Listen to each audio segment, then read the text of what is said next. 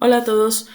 Last video, I explained the different meanings of to take in Spanish, and two of those meanings were tomar and llevar.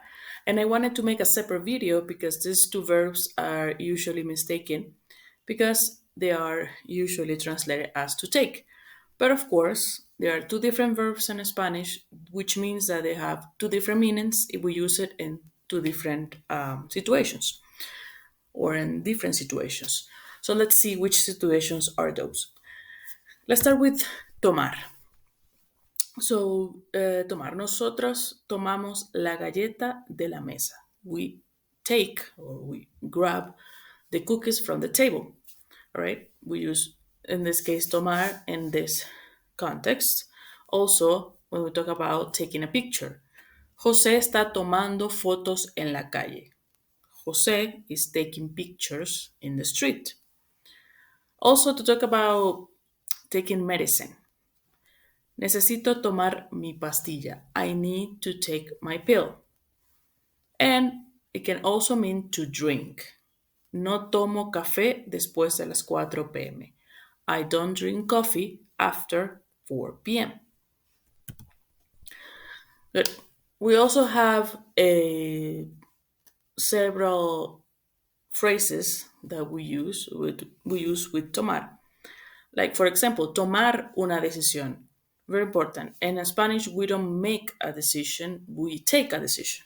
So here's tomar una decisión. Es hora de tomar una decisión importante. It's time to make an important decision. Right? Tomar en cuenta means to take into account. Debemos tomar en cuenta todas las opiniones. We should take into account all opinions. Or tomar medidas is to take action. Es necesario tomar medidas para mejorar la situación. It's necessary to take actions to improve the situation. More phrases. Tomar el sol. En la playa me gusta tomar el sol. In the beach, I like to sunbathe. So, tomar el sol means to sunbathe. Tomar notas, take notes. Es importante tomar notas en la conferencia. It's important to take notes in the conference. Tomar asiento means to have a seat or to take a seat or to sit. Tomen asiento y comenzaremos la reunión. Take a seat and we will start the meeting. Okay, that was tomar. Now, llevar. Por ejemplo, Carlos ha llevado todas las plantas al jardín. Carlos has taken all the plants to the garden.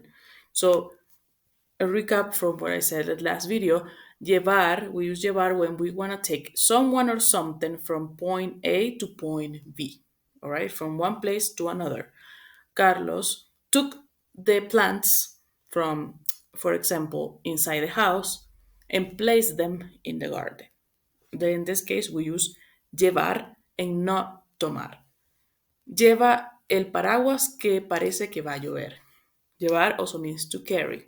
You carry with you something or someone. Take the umbrella because it seems like it's going to rain.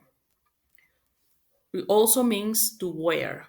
It can also means to wear. La niña perdida lleva un vestido rosado. The lost child is wearing a pink dress. Right? María lleva a sus gatos a la veterinaria todos los meses. Again, you're taking, in this case, an animal from one place to another place. María takes her cats to the vet every month.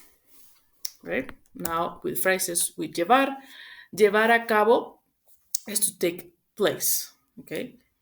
For example, la reunión se llevará a cabo en la sala 1. The meeting will take place in room 1.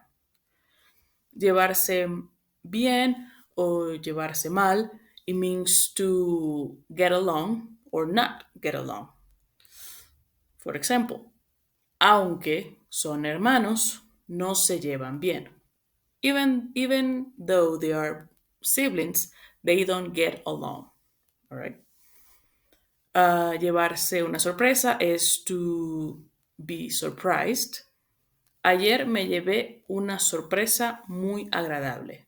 Yesterday, I was pleasantly surprised. I think it could be the closest translation. And then we have llevar más tiempo, meaning llevar plus some period of time. And this we use this to indicate that someone has been doing something, for how long someone has been doing something. Ella lleva 4 horas hablando por teléfono. She has been talking on the phone for 4 hours. Okay, so in this sentence, as you can see, this sentence is in present, but it doesn't really translate to present tense in English. But this is what it means, because here I'm indicating, when I say ella lleva 4 horas hablando por teléfono, it means that I want to emphasize the time that she's been doing this, which is talking on the phone. So I'm emphasizing that she's not she's still doing it right now, but I want to talk about, like, the most important thing here is how long she has been doing it, because it seems excessive, or I just want to point that out, right? So this will be, ella lleva 4 horas hablando por teléfono. She has been talking on the phone for 4 hours. Let's say it's 10 p.m. right now, and she started talking at 6. Wow. She's been talking on the phone for 4 hours. Ella lleva 4 horas hablando por teléfono. Now, llevar la contraria es to contradict or to oppose. Por ejemplo, le gusta llevar la contraria todo el tiempo. She or he, right? We don't know. She likes to contradict all the time, or she likes to oppose all the time. Llevar a alguien de la mano is to lead someone by the hand. For example, el niño llevaba a su hermanita de la mano. The little boy, or the boy, was leading his little sister by the hand. Okay, she was just, take her by the hand, because, the little sister is younger than him and she cannot go by herself. So you're just holding her hand, leading her to the place that they needed to go. Well, that's all for today. I will leave you here the link to the first part of the video if you haven't seen it. Also, please comment and subscribe if you like this kind of videos, for me to keep making these videos, and leave in the comments which word or verb or phrase you would like me to talk about next. Adios.